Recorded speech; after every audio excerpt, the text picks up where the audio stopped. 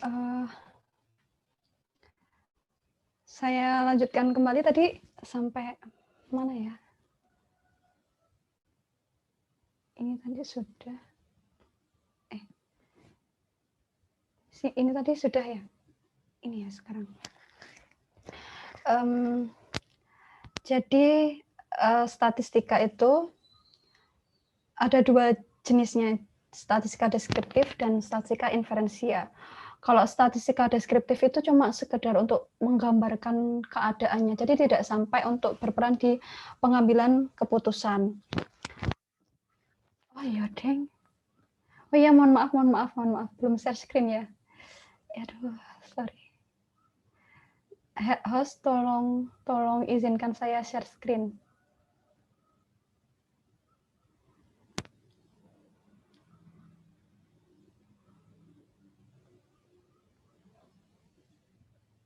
Host,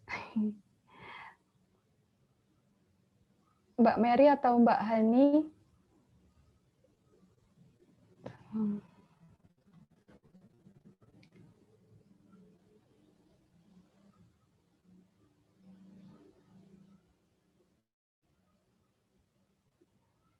Nah, apakah sudah terlihat?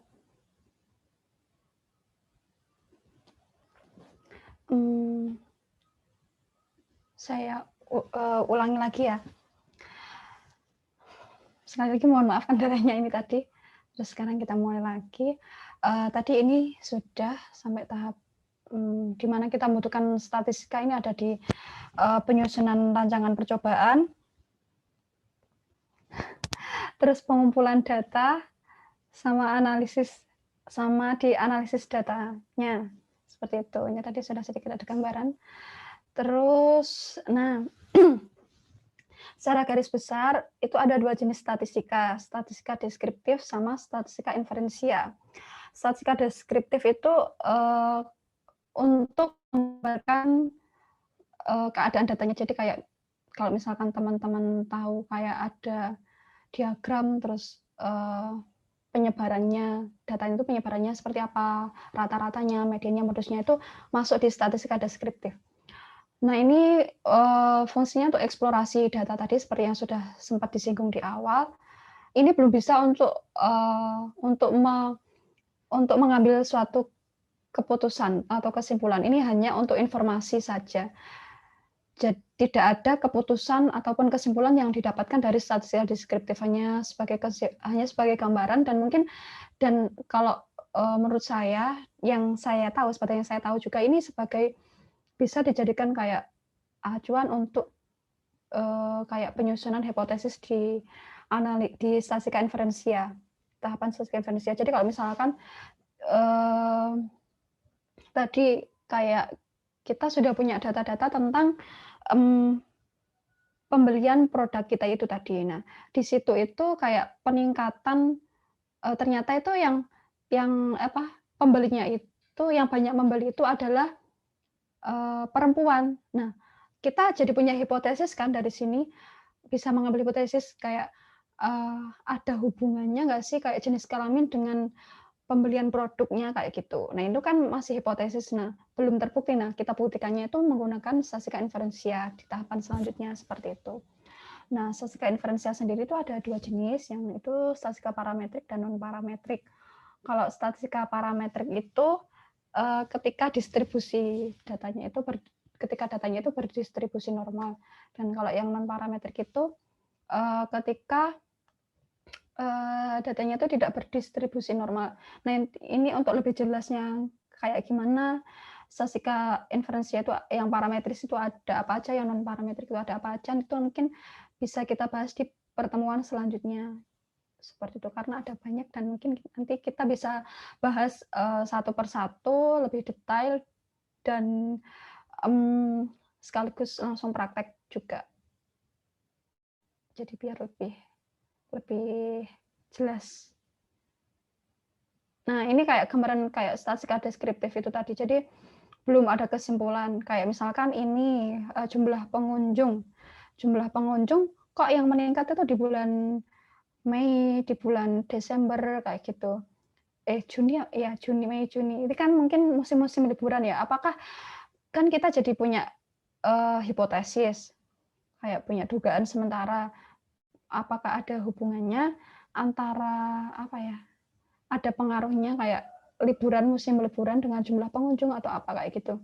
Jadi statistika deskriptif itu hanya gambaran saja, belum ada kesimpulan atau belum ada kesimpulan yang bisa didapatkan dari statistika deskriptif. Nah, dari sini bisa untuk menjadi acuan untuk selanjutnya bagaimana. Kayak kayak dari gambaran data terus kita jadi lebih punya dugaan-dugaan. Nah, dugaannya itu nanti kita buktikan di statistika inferensial seperti itu. Nah, untuk berbicara penelitian, kita tahu ada populasi dan sampel.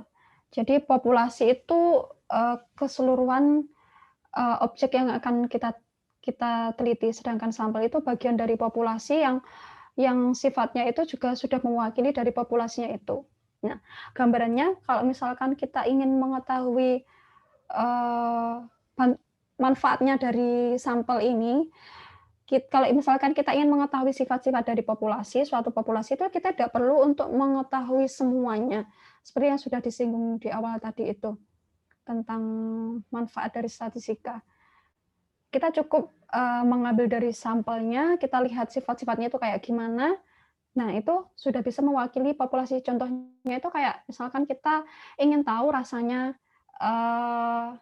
sayur asem, kan kita tidak perlu untuk merasakan semuanya atau satu wadah semuanya kita habiskan baru untuk mengetahui rasanya, itu kan enggak. Kita cukup mengambil mungkin satu mangkok, kita rasakan itu bagaimana, itu kan sudah mewakili dari satu masakan itu tadi, itu satu wadah sayur asemnya itu. Nah, kalau misalkan teman-teman itu sering bilang statistik atau statistika sih yang benar. Nah, sebenarnya dua-duanya itu ada, cuma beda-beda makna. Kalau statistika tadi itu ilmu yang mempelajari tentang data, mengolah data, dan untuk menganalisisnya. Jadi kayak ilmunya itu statistika, tapi kalau statistik ini adalah sifat dari sampelnya itu namanya statistik.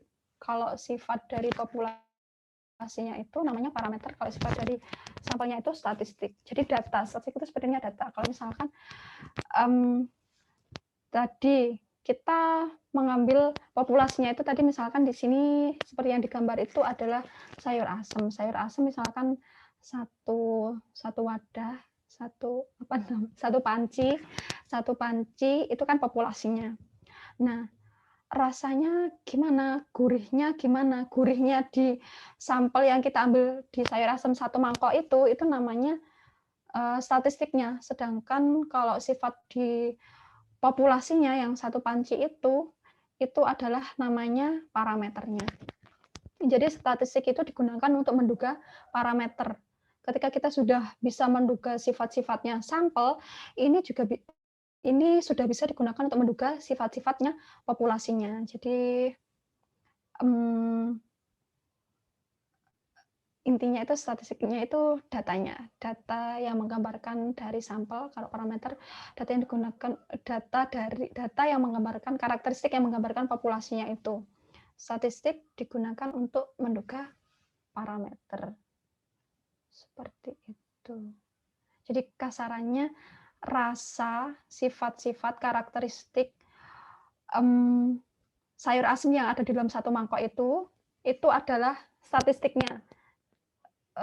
Karakteristik yang ada di dalam sayur asem dalam satu mangkok itu adalah statistiknya, digunakan untuk menduga karakteristik sayur asem yang ada di dalam satu panci itu.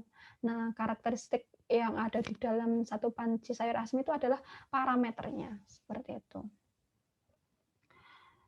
Terus tahapan-tahapannya untuk menggunakan metode sampel ini bisa, yang pertama itu tujuan penelitiannya itu mau apa? Apakah untuk, kan biasanya untuk mencari tahu hubungan, apakah untuk membandingkan, apakah untuk mengetahui pengaruh, itu ditentukan dulu, karena setiap tujuannya itu nanti itu akan maaf, saya salah konsentrasi. Tahap menggunakan metode sampel, yaitu yang pertama itu menentukan tujuan penelitiannya, setelah itu kalau sudah tujuan penelitiannya sudah ada, baru merumuskan populasinya. Jadi kayak tujuannya apa, misalkan tujuannya itu tadi untuk mengetahui, eee, tingkat,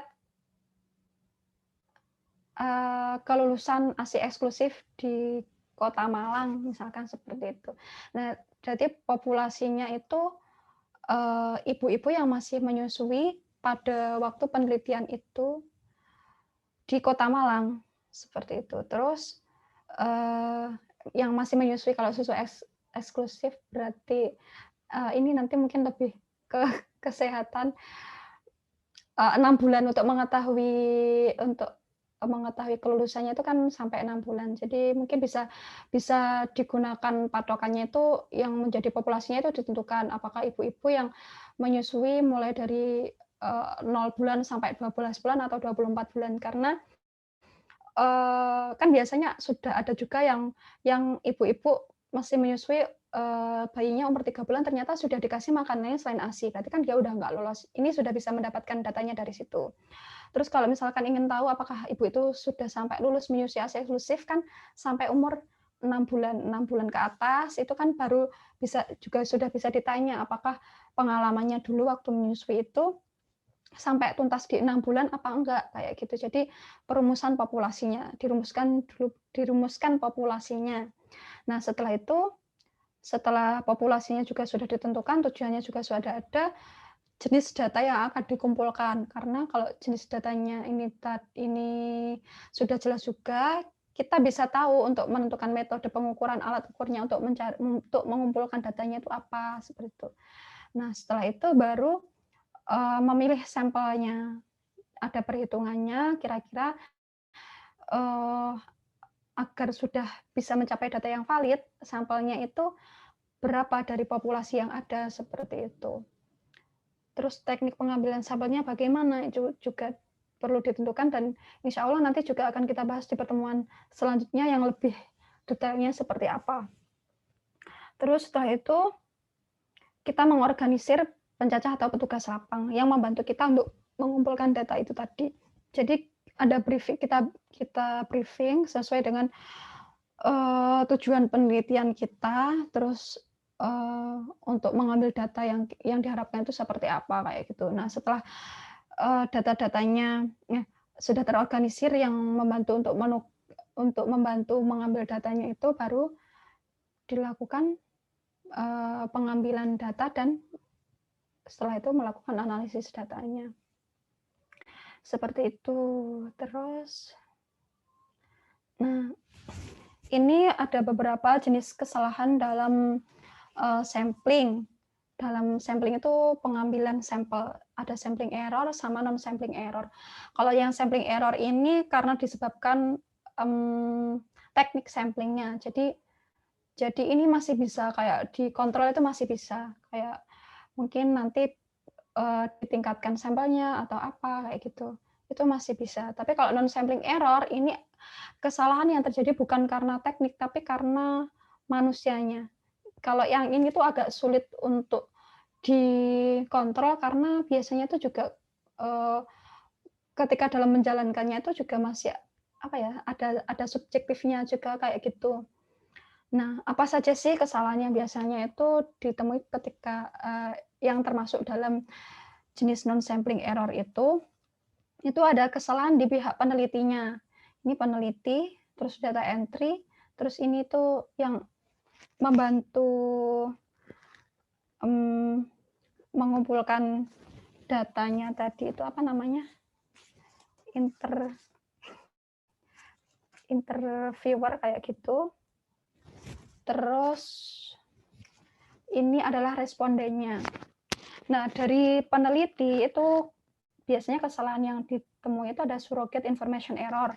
Surrogate information error ini adalah akibat dari adanya gap antara informasi yang dibutuhkan oleh peneliti dengan yang dikumpulkan. Jadi pengennya apa, yang dikumpulkan apa, itu tidak tepat. Nah, itu namanya surrogate information error. Terus yang kesalahan yang kedua itu measurement error. Ini kesalahan ketika peneliti itu kurang valid dalam kurang valid dalam alat ukurnya itu tadi kurang valid alat ukur untuk mengambil datanya itu yang digunakan peneliti itu kurang valid. Ini measurement errornya. Terus ada kesalahan di population definition error. Jadi kesalahan dalam mendefinisikan populasinya. Terus sampling frame error, kesalahan dalam mendaftar seluruh anggota populasi. Nanti di sampling frame error ini kalau salah itu bisa berakibat salah misalkan kayak sampel yang sudah ada sampel yang tidak terwakili kalau misalkan kita salah untuk mendaftar anggota-anggota populasinya itu juga, atau bisa juga itu sudah diteliti lagi seperti itu sehingga hasilnya kurang valid. Terus kesalahan selanjutnya itu data analisis error. Jadi peneliti itu melakukan kesalahan ketika menggunakan alat analisisnya seperti itu. Terus kesalahan yang selanjutnya itu ada pada data entry. Nah, ini kesalahan dalam membuat framework entry data, terus kekeliruan dalam entry data juga memungkinkan, sehingga nanti juga berakibat pada analisisnya juga. Kalau misalkan datanya sudah salah, berarti kan analisisnya nanti juga ya tidak sesuai seperti itu. Terus selanjutnya ini interviewer atau yang observer yang membantu-bantu di tim lapangan. Ini kesalahan dalam questioning error, salah pertanyaannya, terus salah mencatat seperti itu. Jadi kesalahan-kesalahan teknis seperti itu. Terus di responden, kesalahan responden itu kan bisa saja kalau misalkan respondennya itu tidak mau memberikan informasi yang benar atau tepat. Biasanya asal-asalan kayak gitu kan juga tidak menutup kemungkinan juga seperti itu. Terus ada responden itu yang nggak mau jujur, misalkan padahal kalau misalkan kita meneliti itu kan identitas respondennya juga sudah dirahasiakan. Jadi apapun jawaban dari responden itu ya sudah tidak kita gunakan untuk hal-hal lain selain di luar penelitian kayak gitu. Jadi tapi meskipun kayak gitu terkadang juga ada responden yang takut gengsi untuk menjawab yang jujur kayak gitu. Jadi itu kan nanti juga bias juga di hasil penelitiannya. Nah, untuk menentukan uji statistikanya itu juga kita perlu mengetahui jenis datanya. Jenis datanya itu apa saja, karena jenis data itu nanti juga mempengaruhi uji statistika yang pas, yang cocok seperti itu. Jadi sebenarnya data itu apa sih? Data itu sekumpulan datum atau bukti empiris yang didapatkan dari suatu pengamatan yang diolah untuk menghasilkan informasi yang bermakna guna menjawab rumusan masalah peneliti. Nah, data itu menurut sumbernya ada dua jenis. Yang pertama itu data primer dan yang kedua itu data sekunder. Data primer itu ketika kita langsung mendapatkan datanya itu dari tangan pertama, jadi langsung ke narasumbernya, langsung ke sumbernya. Sedangkan data sekunder ini berarti kita sudah mendapatkan datanya itu sudah melalui perantara pihak lain. Seperti kalau misalkan kita mengambil data dari BPS kayak gitu, itu berarti data sekunder. Kalau data primer itu berarti kita langsung ke respondennya. Kita langsung yang mengambil datanya ke responden itu data primer. Terus kalau menurut sifatnya itu ada data kualitatif sama data kuantitatif. Data kualitatif itu yang berhubungan dengan kualitas bentuknya itu kayak kualitas bukan angka. Kalau kuantitatif berarti bisa diangkakan. Kalau misalkan kualitatif itu kayak yang tadi itu data kayak sayur asem, rasanya gimana, enak enggak? Nah, itu kan enak enggak, itu kan enggak bisa terukur dengan angka kayak gitu, itu kualitatif. Terus kalau yang kuantitatif berarti kayak penjualannya hari ini berapa, penjualan per bulan berapa, itu kan bisa diangkakan, kuantitatif. Terus menurut skala pengukuran ini ada data nominal, ordinal, interval, dan rasional. Kalau memudahkan untuk menghafalkannya, biasanya itu saya pakai NOIR. NOIR berarti nominal dulu. Nominal itu berarti di yang paling rendah itu dia tidak terukur dan tidak punya tingkatan. Jadi kayak laki-laki, perempuan itu kan angka misalkan laki-laki kita kasih simbol 1, perempuan 2. Nah, 1 dan 2-nya di sini kan tidak punya makna dan juga tidak ada tingkatan, laki-laki tidak lebih tinggi dari perempuan, seperti itu kan. Jadi ini contoh data nominal. Terus kalau data ordinal ini masih sama, kayak 1 dan 2-nya ini kayak skala, tapi dia sudah punya tingkatan. Misalkan lulus dan tidak lulus. Lulus itu misalkan 1, tidak lulus 2. Nah, tingkatannya kan lebih tinggi yang lulus. Jadi kayak sudah apa ya, tidak sejajar lah tingkatannya lulus dan tidak lulus. Kalau laki-laki dan perempuan tadi itu kan masih sejajar, berarti data nominal. Kalau ordinal itu sudah tidak sejajar. Terus kalau yang interval ini dia angkanya itu sudah punya makna. Kalau yang nominal dan ordinal itu tadi kan angkanya tidak bermakna, hanya sebagai simbol saja. Nah, kalau interval ini datanya itu sudah punya makna, jadi 1 ya makna 1. Nah, tapi di sini itu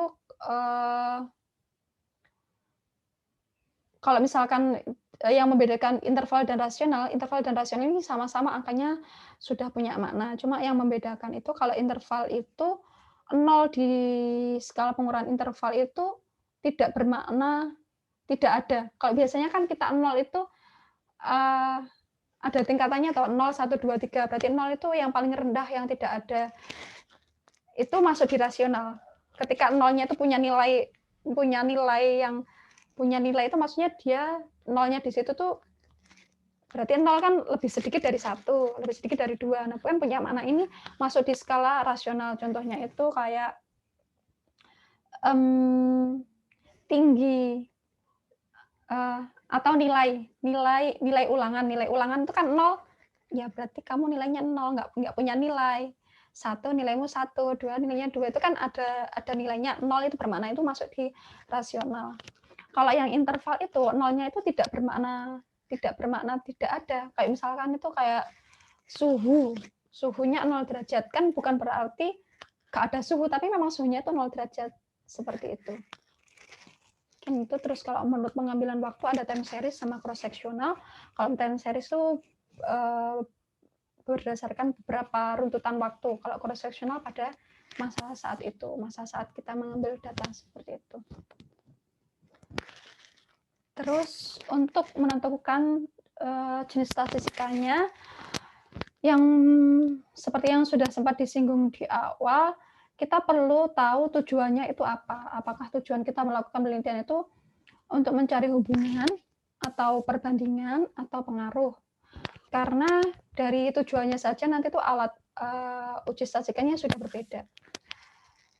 Kalau misalkan hubungan itu kita bisa menggunakan analisis korelasi. Terus perbandingan, untuk perbandingan itu ada uji T, uji Z, uji Mann-Whitney, dan yang lainnya. Terus pengaruh itu ada analisis regresi, analisis jalur, SEM, dan lainnya juga. Nah, tapi tidak cukup hanya untuk mengetahui tujuannya saja, tapi perlu untuk jenis datanya. Karena jenis data yang, misalkan datanya itu kategorik maupun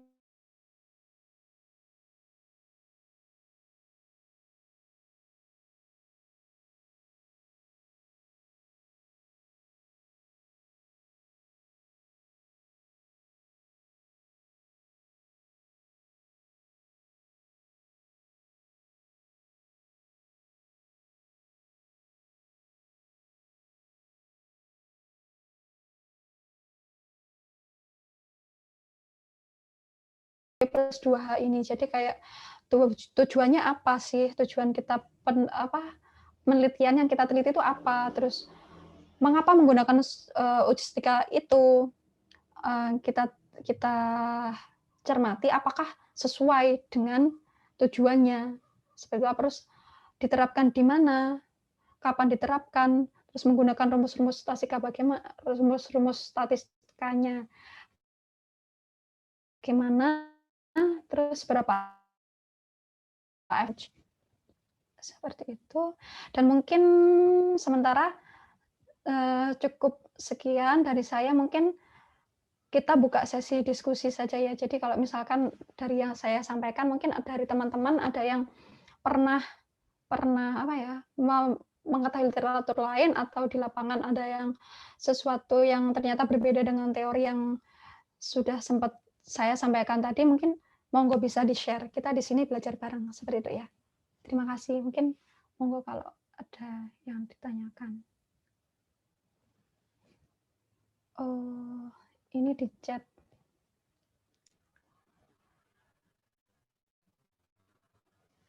Oh, tadi sebelum mati, apakah ada chat juga ya? Mungkin Mbak Mary atau Mbak Hani? Iya, Mbak. Share. Oh ya. Saya. Oh ini. Ada pertanyaan dari Bu Yusi.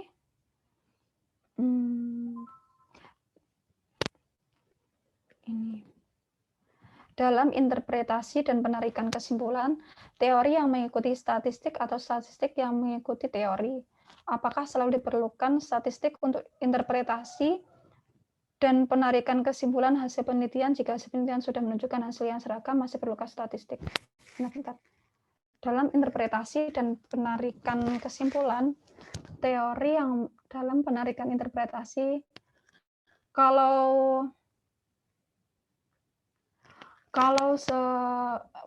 mungkin ini nanti apakah sesuai dengan yang ditanyakan atau enggak, nanti mohon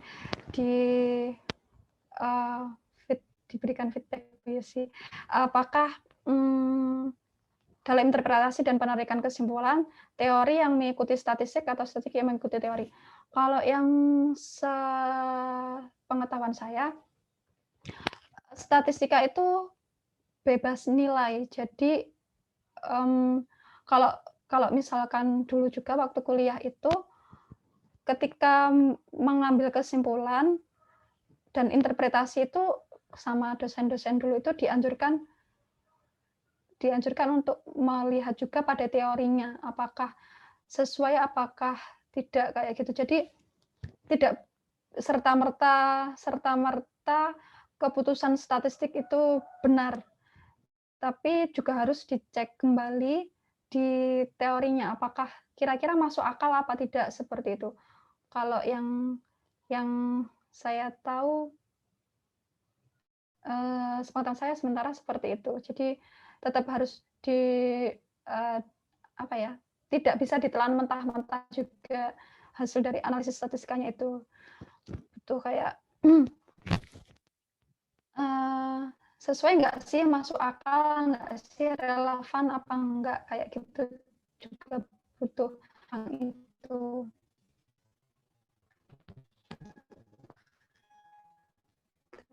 Terus apakah selalu diperlukan statistik untuk interpretasi dan penarikan kesimpulan hasil penelitian? Ketika kita ingin mungkin ada metode lain ya, tapi kalau misalkan yang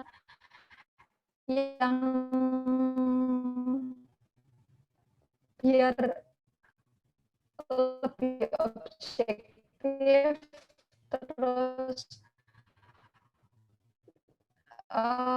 diterima oleh banyak,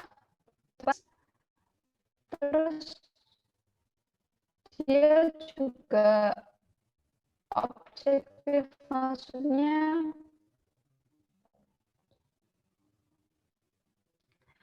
ada alat-alat ukur kriteria-kriteria tertentu berdasarkan subjektivitas seperti itu.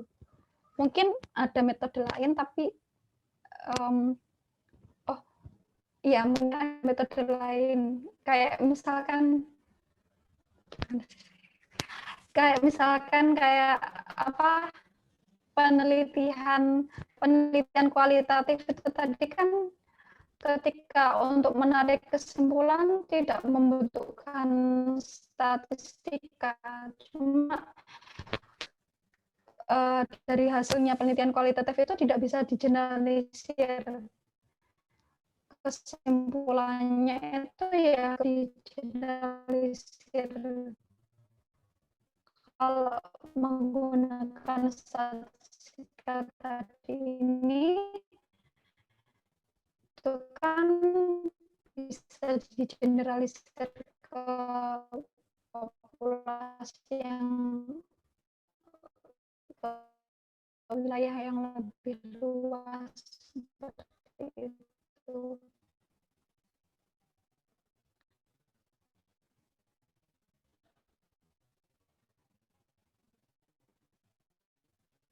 Apakah suaranya sudah jelas?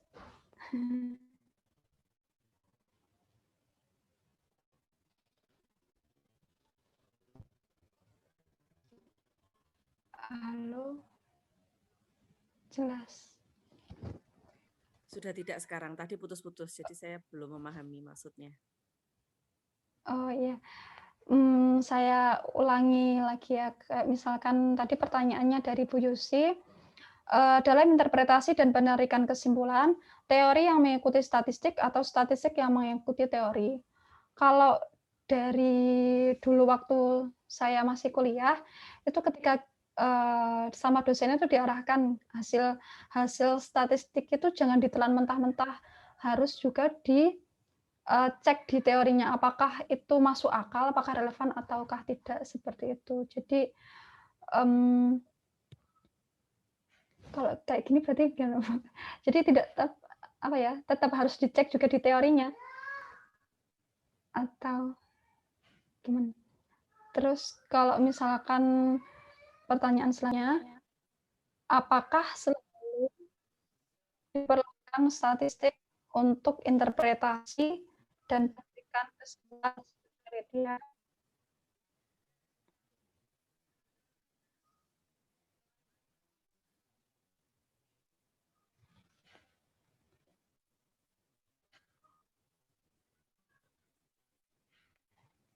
Aduh, iya putus lagi.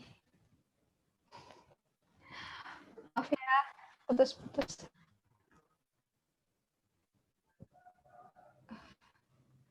Saya jawab di chat aja.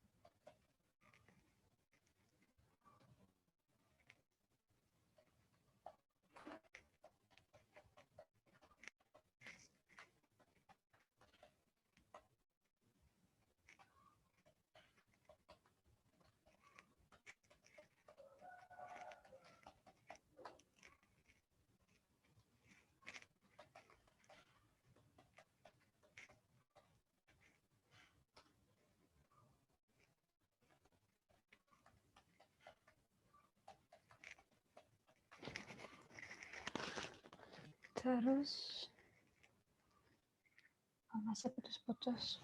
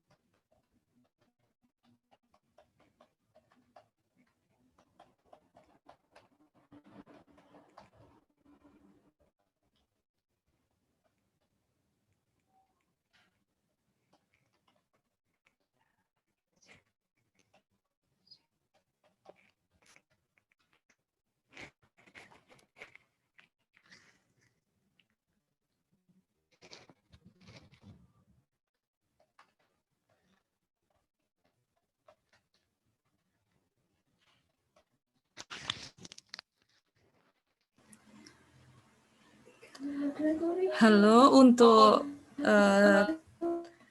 teman-teman lainnya yang ada pertanyaan bisa bertanya melalui chat. Untuk Bu Hilwin bisa membalas melalui chat untuk sementara karena jaringannya memang belum stabil. Sementara kita fokus untuk di chat ya, untuk siapapun yang masih kepo tentang statistika bisa langsung bertanya melalui chat. Nanti Bu Hilwin akan membalas satu persatu pertanyaan teman-teman. Terima kasih. Bu Hilwin akan membalas satu persatu pertanyaan teman-teman. Terima kasih.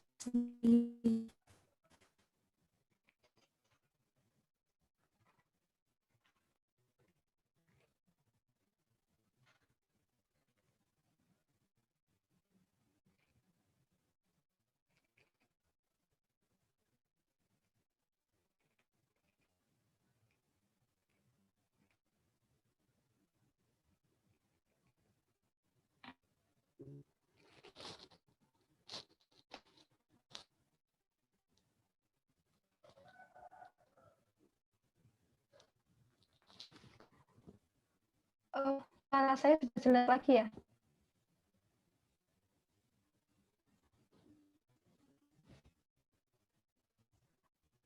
Oh iya. Jadi tadi pertanyaannya.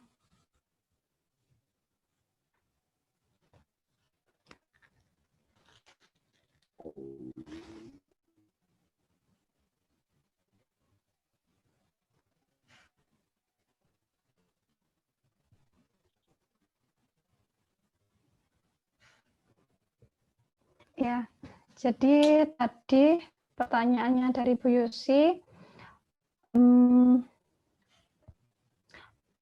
statistika yang di hasil analisis statistika, hasil analisis yang mengikuti teori, apakah teori yang mengikuti hasil analisisnya?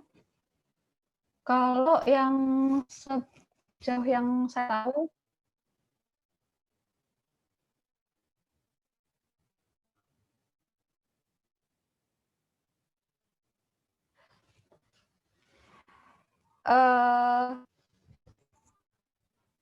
ketika kita sudah mendapatkan hasil analisisnya itu tidak bisa serta-merta langsung digunakan, langsung diaplikasikan, tapi harus cross check terlebih dahulu juga dengan teorinya, dengan bidang keilmuannya, apakah masuk akal ataukah tidak, seperti itu.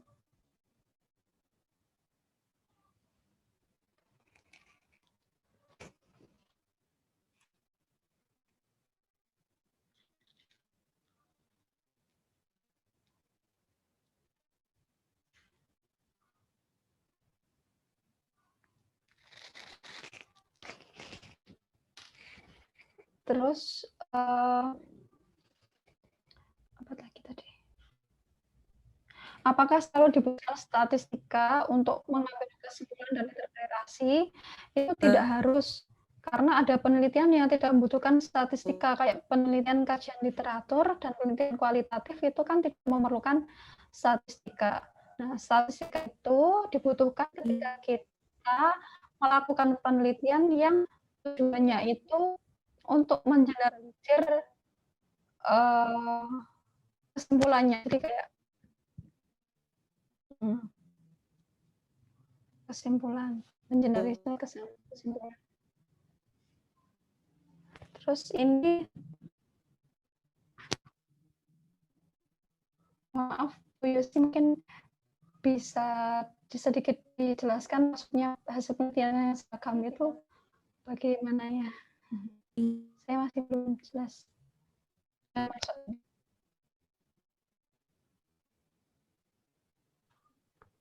Oh iya. Tadi terus saya baca dulu.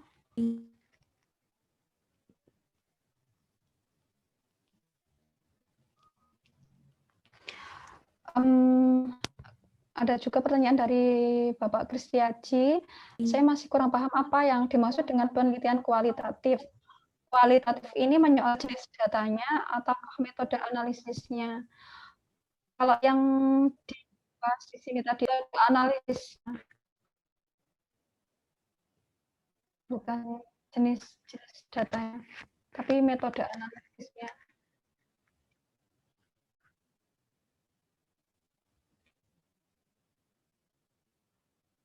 Kalau dari referensi yang lain juga itu kan ada jenis data kuantitatif sama jenis data kualitatif. Kalau dari yang saya baca itu jenis data kuantitatif itu yang rasio sama interval itu masuk jenis data kualitatif. Kalau jenis data kualitatif itu yang data yang kayak nominal sama ordinal. Tapi yang saya maksud di sini yang tidak bisa menggunakan statistika itu metode analisisnya, bukan jenis datanya. Terus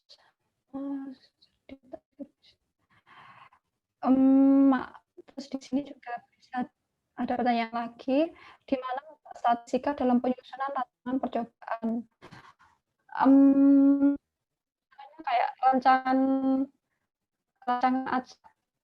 kayak itu perannya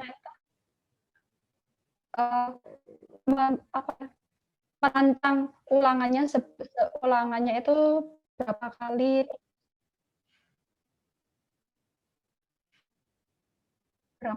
terus kayak tempatnya, misalkan di pertanian itu kan juga lokasi-lokasinya, apakah dia menggunakan rancangan acak lengkap, rancangan kelompok, kayak gitu kan nanti lokasi sampelnya itu juga akan berbeda-beda.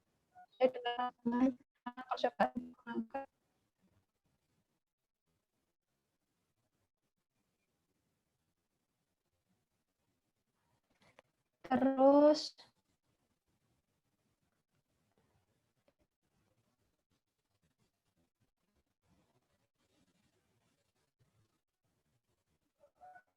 data discrete dan data kontinu. Data discrete itu masuk di itu tadi kayak data nominal sama final itu data discrete.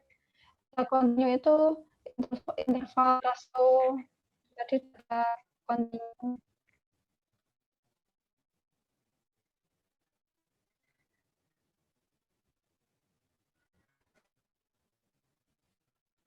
Terus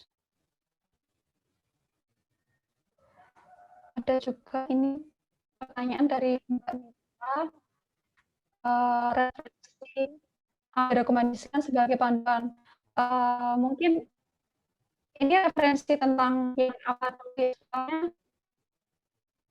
bagaimana yang diinginkan, kayak apa ya, untuk di kesehatan, di ekonomi itu kan kayak bahasanya juga beda. Yang di itu rekomendasi untuk belajar statistika yang apanya seperti itu, apakah tentang peluang atau mungkin bisa lebih diperjelas. Dasar mungkin Bu, secara umum tapi yang dasar. Kalau saya itu suka anak banyak menggunakan buku dari Robert James Story, judulnya kayak prinsip statistika untuk yang dasar, terus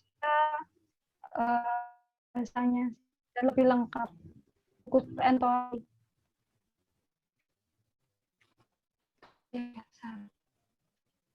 Maaf suaranya putus-putus lagi untuk saja ya.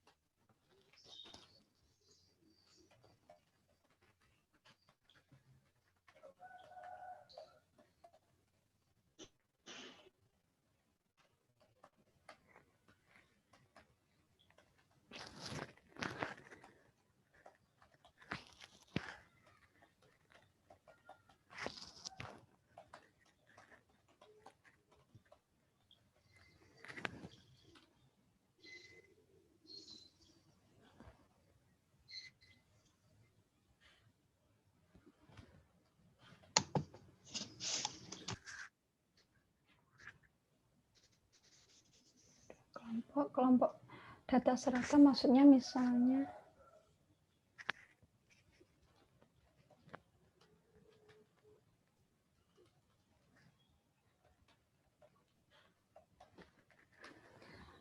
untuk data seragam maksudnya misalnya uji beda 2 kelompok. Kelompok A nilainya semua 0, kelompok B nilainya 10. Jadi kan sudah jelas dan pasti ada perbedaan. Nah, apakah masih perlu diuji statistik lagi?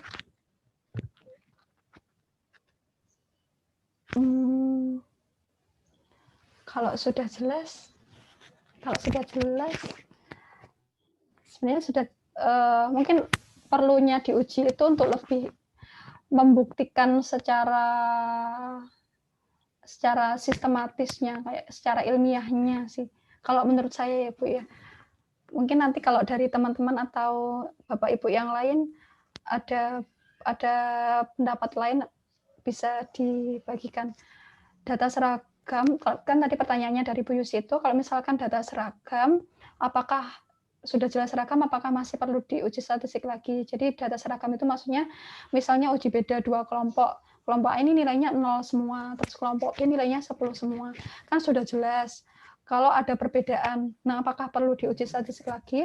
Kalau menurut saya ini perlu diuji statistiknya ini lebih untuk meyakinkan kalau misalkan kita mau publikasi, publikasi ke pihak lain, perlu uji statistiknya itu untuk lebih jelas bahwasanya ini memang pembuktian ini berbedanya itu sudah melalui prosedur yang ilmiah dan objektif seperti itu. Meskipun kalau misalkan dilihat juga sudah jelas beda sih, tapi untuk mengkomunikasikannya itu mungkin lebih ke situ, lebih untuk meyakinkannya. Tapi mungkin kalau misalkan dari Bapak Ibu yang lain ada pendapat lain, monggo bisa kita diskusikan bareng-bareng.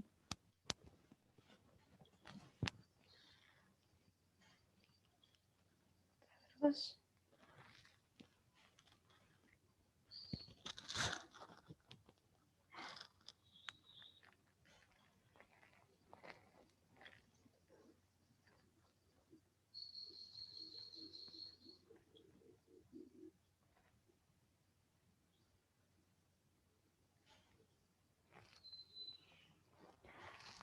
mungkin kalau misalkan tidak ada pertanyaan juga bisa kayak saran, karena kan ini nanti acaranya insya Allah akan berlanjut. Jadi kayak masukannya nanti ke depannya sistem belajarnya pengennya itu yang gimana, kayak gitu. Mungkin bisa didiskusikan atau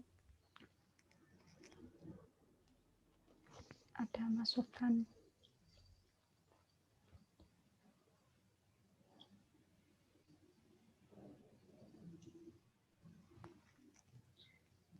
Masukannya ada pretest dan posttest tuh Bu Hilwin. Oh iya Bu, insya Allah nanti kedepannya akan ada pretest dan posttest.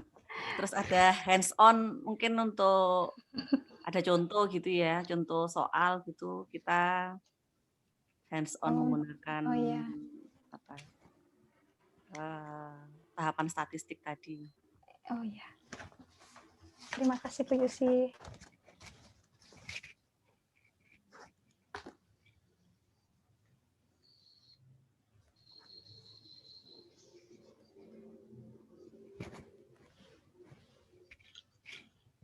Mungkin ada lagi dari yang lain.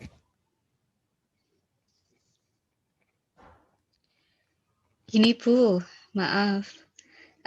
Apa ada kelas yang masih dasar sekali ya? Karena saya baru belajar tentang ini ya, baru bagi saya. Nah, nanti kalau misalnya ini berlanjut, itu apakah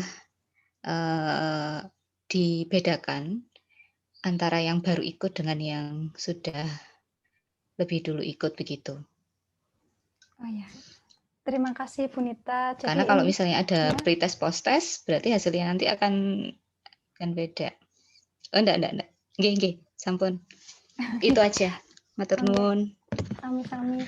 Terima kasih masukannya. Jadi ini memang masih baru mulai juga sih, Bu Nita, ini baru pertemuan pertama dan berlanjut, jadi memang gambaran, dari saya itu pengennya itu memang dari dasar. Jadi kita ada tahapannya, dari kita kenal dulu kayak teori-teori dasarnya apa, terus setelah itu kayak ada prakteknya juga. Jadi kita belajar dari awal semuanya, seperti itu.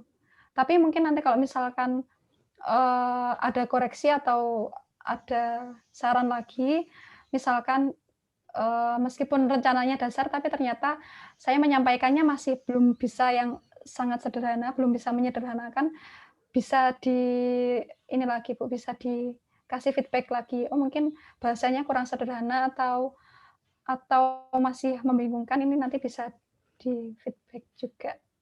Jadi kita sama-sama belajar nih, Bu. Saya juga belajar menyampaikan, kan belum tentu juga saya menyampaikan ini sudah enak bisa diterima dengan baik atau gimana, kan belum tentu juga. Jadi kita sama-sama belajar seperti itu. Terima kasih. Sedikit mumpung waktunya masih ada 3 menit ya, Bu Hilwin. Okay. Saya masih belum paham mengenai kepentingan statistik dalam rancangan penelitian tadi. Maksudnya bagaimana ketika kita menentukan desain itu menggunakan statistik atau tadi itu jawabannya untuk penentuan sampel gitu ya? Lebih kayak rancangan percobaan itu kayak lokasi. Saya saya kan yang sudah sedikit ada gambaran itu yang kalau misalkan di pertanian sama kayak di peternakan kayak gitu. Jadi kalau lokasi rancangan percobaannya itu lokasi penelitiannya itu, Bu. Kalau misalkan rancangan acak lengkap itu kan berarti kalau misalkan petak sawah untuk meneliti tanamannya itu dari petak yang satu dan yang lain-lain itu harus dipastikan itu semuanya sama, seragam, homogen kayak gitu. Jadi lebih kayak tata letak kayak gitu. Mungkin, Bu. Jadi kalau di kedokteran mungkin stratifikasi sampel gitu ya, Bu? Gimana, Bu? Apa, Bu? Jadi kayak misalnya kita mau neliti ASI, cakupan ASI tadi yang jadi contohnya ya. Oh, iya. Cakupan ASI di pengaruh ASI cakupan ASI ya tadi contohnya ya. Kita mau menentukan ini saya ambil berapa di Kalimantan, saya ambil berapa di Sulawesi, begitu kah? Biar merata nanti populasinya, biar merata nanti mewakili seluruh populasi. Apa itu yang dimaksud? Kalau seperti itu, jadi maksudnya di teknik pengambilan sampel. Oh, jadi bukan statistik gitu ya? Yang mana maksudnya yang statistik pertanian tadi? Lebih ke kayak memastikan lokasinya, rancangan percobaannya itu kayak, kan kalau misalkan di pertanian, kalau percobaan itu paling tidak dilakukan secara berulang minimal 2 kali, lebih dari 2 kali, kayak 3 dan lainnya. Jadi rancangan percobaannya itu bagaimana mendesain penelitiannya ini, pengulangannya itu memenuhi dengan standarnya yang distandarkan, tapi juga biayanya tidak memberatkan dan lokasinya itu juga pas, tepat kayak gitu. Jadi kalau misalkan lahan pertaniannya itu kan sawah itu tidak idealnya kalau petak sawah yang digunakan untuk sebagai tempat untuk penelitiannya itu homogen dari satu petak ke petak yang lain. Tapi kan terkadang lokasi sawah yang digunakan penelitian itu tidak melulu seperti itu yang di lapangan.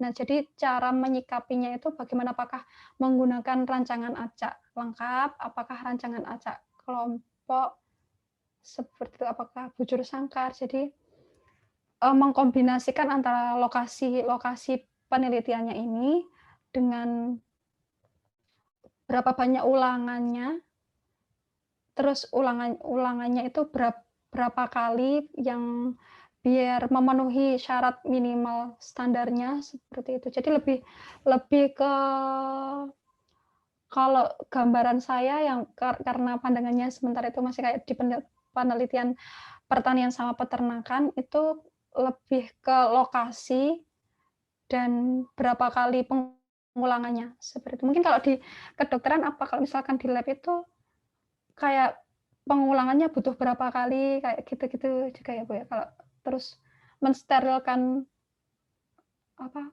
lab-nya seperti itu juga ada nggak, Bu, kayak kasus kayak gitu?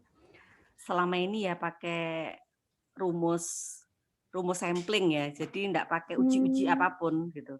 Ya mungkin di bidang lain ada uji-ujinya ya untuk menentukan itu kalau di kedokteran selama ini, tapi saya juga enggak tahu makanya yang benar seperti apa seharusnya. Baik Bu Hilwin, enggak apa-apa, nanti Oh, iya. saya bisa kita lanjutkan di minggu depan, saya Oh, juga iya. cari info lagi maksudnya. Iya. Terima Mungkin kasih. sedikit ya sama-sama Bu Yusi, mungkin sedikit ini aja, apa, menambahkan. Jadi kalau statistikanya di apa tadi, rancangan percobaan yang sempat saya maksud itu, yang saya maksud tadi itu bukan lebih mengujinya, tapi mengetahui kayak hitungan yang pas berapa ulangannya, terus lokasinya itu, tata letaknya itu bagaimana, lebih ke gitunya, Bu, gambarannya. Oh iya, pakai apa itu Bu Hilwin? Biasanya ada rancangan acak lengkap, rancangan acak kelompok, terus Oh, itu rancangan bujur sangkar racun gitu. Oh, itu termasuk statistik ya namanya juga ya? Iya, untuk di rancangannya, rancangan percobaannya. Ya, karena statistik tadi kan dibagi jadi 4 itu ya, deskriptif, apa ya tadi yang di slide-nya? Bukan termasuk itu ya Deskriptif, tapi ya? deskriptif sama inferensia. Kalau Heeh, inferensia itu inferensial sama iya betul itu. Jadi bukan itu ya maksudnya?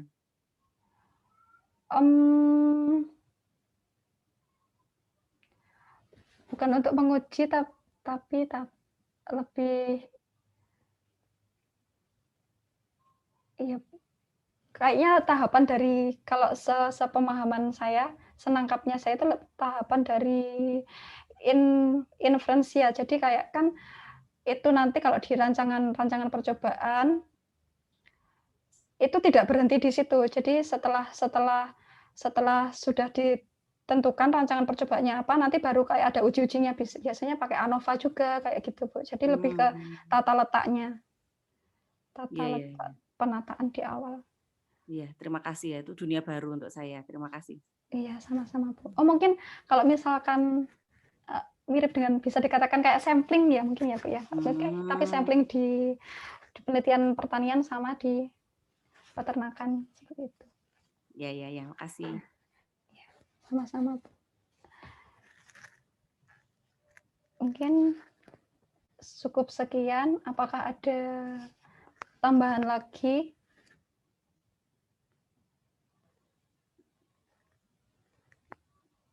Kalau sudah tidak ada, mungkin bisa pertemuan hari ini bisa kita akhiri, terus nanti pada depannya beberapa hari sebelum jadwalnya, kan ini insya Allah akan rutin setiap hari Sabtu. Jadi kayak beberapa hari sebelumnya nanti akan di-share kira-kira materi yang akan dipelajari pada pertemuan itu apa saja.